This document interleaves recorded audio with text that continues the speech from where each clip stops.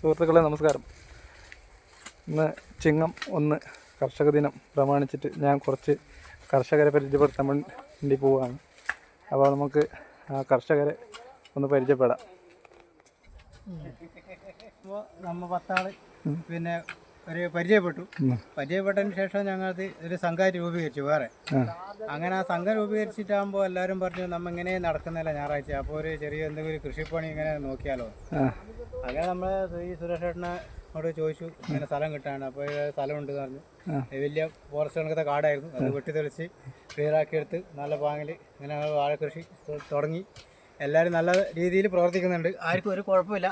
ഒന്നും ഒരു കാര്യം പറഞ്ഞാൽ എല്ലാവരും ഒറ്റക്കെട്ടായി നിന്ന് പ്രവർത്തിക്കും. അതിനൊരു കുറവാക്കില്ല. ഒരാൾ ഇങ്ങനെ ചെയ്യണമെന്ന് പറഞ്ഞാൽ അത് ചെയ്തിട്ട് നല്ലപോലെ മുന്നോട്ട് പോകും. ഓക്കെ.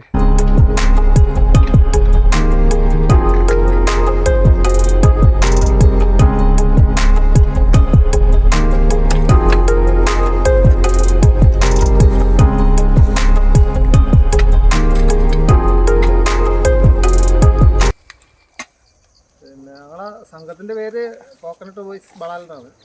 പിന്നെ അതിൽ 1500ഓളം വാഴ വെച്ചിട്ടുണ്ട്.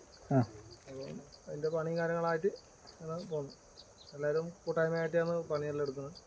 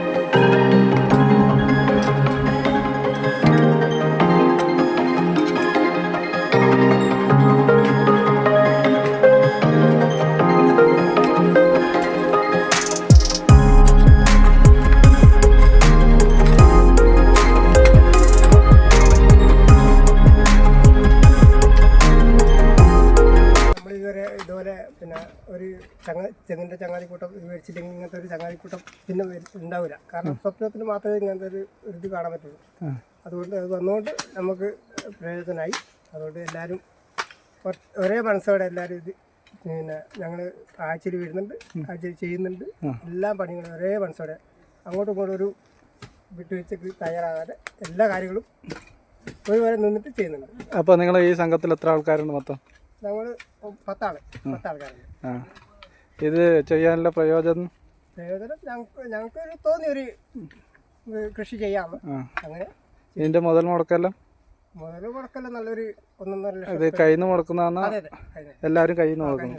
ആഴ്ചയിൽ കയ്യിൽ നിന്ന് എടുക്കും, കൃഷി ചെയ്താണ്. ഓക്കെ. എല്ലാവരും ഓരോ വീതിച്ചെടുക്കും. അപ്പോൾ നിങ്ങൾക്ക് എല്ലാവർക്കും നല്ലത് ഒരു പുതുവത്സരാശംസ നേരുന്നു. ഇന്ന് ചിങ്ങം 1 അല്ലേ? എല്ലാവർക്കും കർഷക ദിനാശംസകൾ.